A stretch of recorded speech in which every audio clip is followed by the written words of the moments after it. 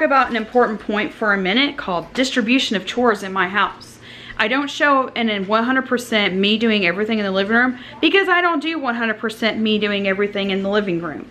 The coffee table is finished. My oldest does that because, well, it's not finished. She needs to clean the glass, but she's working on a difficult math problem right now. We're working through that, and then we'll do that. And they're also shushing each other. Number 2, end table. My middle one does that. So again, there's something else I don't have to do. Mostly what I do in here is sorting people's things to where they go. Hence the 2 boxes. Yeah, there's no label or shipping label on those 2 boxes. Fluffs the blankets, clears the couch off, and then my youngest, once I have everything in a pile, she sorts, she sweeps. They take care of their own sorting of their own stuff. They're responsible for their own school books.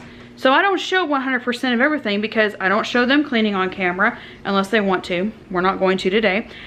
And because we all distribute and work evenly to get the job finished.